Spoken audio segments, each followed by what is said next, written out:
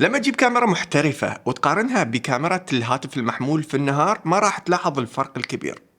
لكن لو صورت نفس الصورة في الظلام راح تلاحظ تفوق الكاميرا المحترفة. فأول قاعدة للتصوير بالهاتف المحمول، حاول قدر المستطاع أنك تتفادى التصوير في الظلام. ولكن لو كنت مضطر، في خطوات تقدر تسويها راح تحول الصورة العادية إلى نوعا ما صورة احترافية. بس قبل لا نبدأ، ادعمونا بالاشتراك لو حابين تشوفوا مثل هذه الشروحات المفيدة. الخيار الأول اللي تقدر تسويه أنك لما تيجي تصور الشخص خلي الإضاءة تكون مواجهتنا. هذا أكثر خطأ أشوفه عند المصورين، يخلوا الإضاءة في الخلف والأماكن الجميلة في الخلف، والشخص لما يصوره يطلع مظلم. دور لك مكان فيه إضاءة وخلي الشخص يوقف جنبه والتقط الصورة، راح تلاحظ الفرق الكبير بين الصورة الأولى والثانية. إلا إذا كنت تحاول تلتقط صورة فنية احترافية تخلي العنصر مظلم والخلفية جميلة، خاصة في الغروب مثل هالأمثلة. الخيار الثاني، وطبعا تقدر تدمجه مع الخيار الأول، هو أنك تخلي العنصر اللي قدامك ثابت أو يثبت وإيدك ما تهتز بشكل كبير. فعل وضع الليلي، عادة يتفعل بشكل تلقائي، لكن لو ما تفعل اضغط هنا واتحكم بقوته من هنا، وهذه النتيجة مثل ما تشوفوا بدون ومع الوضع الليلي.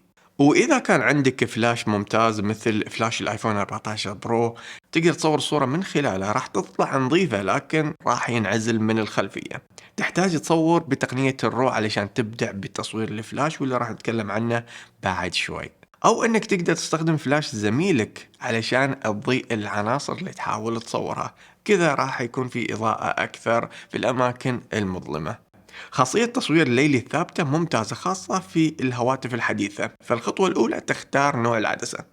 مثل ما قلت سابقا، العدسة الأساسية الإكس 1 هي الأمثل والأكثر مواصفات للتصوير الليلي.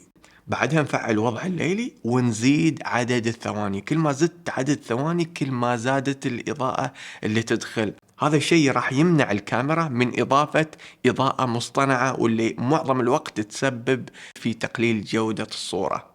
لكن انتبه، احيانا زيادتها راح تضيف اضاءة عالية للصورة، فراح تحتاج انك تصور عدة صور عشان تضبطها صح. ولكن لأفضل التقاطه تحتاج تحط الهاتف في ترايبود تثبته في مكان، راح يسمح لك تاخذ صورة لمدة 30 ثانية تجمع الإضاءة. بكذا راح تبدع في التصوير وتكون الصورة نقية، لسببين: السبب الأول ما راح يكون فيه اهتزاز، السبب الثاني ما راح يكون فيه إضاءة مصطنعة لأن الهاتف راح يكون شبعان إضاءة. بس لحظة، كل هالخطوات تصلح لتصوير الصور. لو بغيت تصور فيديو، اتبع هالخطوات. في البداية اختار العدسة الأساسية، مش الواسعة ومش التقريب، لأنها هي الأفضل من ناحية مواصفات واللي راح تعطيك جودة في تصوير الفيديو. الشيء الثاني، تصير على فريمات الفيديو وتخليها إلى 30 أو 24. لما تقلل هالفريمات راح تخلي الحركة مثل الأفلام، مش واقعية، لكن راح تدخل إضاءة أكثر للفيديو. بعدها صور الفيديو وخلي العنصر مواجه للإضاءة، أو أنك تصور الأماكن اللي فيها إضاءة ولو شوي. وأيضا تقدر تستعين فلاش زميلك لإضافة إضاءة لهذا الفيديو. لكن في مستوى آخر للتصوير وخاصة للهواتف المحترفة، لما تصير على الإعدادات راح تحصل خيارين: واحد للصور واحد للفيديو. خليك تصور بتقنية الرو.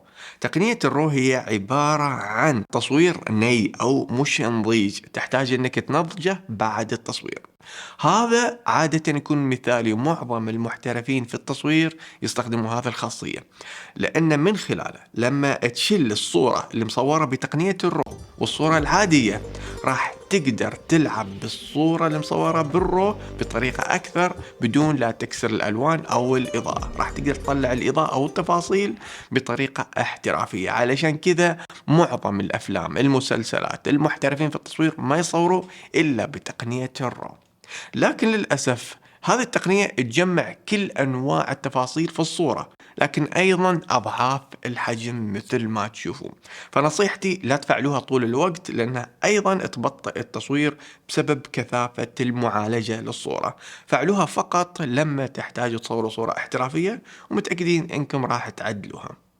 طبعا التعديل عندك خيارين. الخيار الأول هو عن طريق تطبيق لايت روم المجاني المتوفر للآيفون والأندرويد، واللي بصراحة أعتبره محترف جدا لكن للصور فقط. لو بغيت تعدل الصور والفيديوهات بدون أي برامج تقدر مع التحديث الجديد للآيفون. واللي يميزه انك بعد ما تعدل صورة تقدر تنسخ هذا التعديل وتطبقه في الصور الثانية. فلما تصور بتقنية الرو وتعدلها من تطبيق الصور تقدر تخلي الصور المظلمة إلى صور فيها إضاءة بطريقة احترافية وبدون كسر الإضاءة أو الألوان. كان معاكم أخوكم سالم البادي، شكرا على المتابعة والدعم. أشوفكم الحلقة القادمة.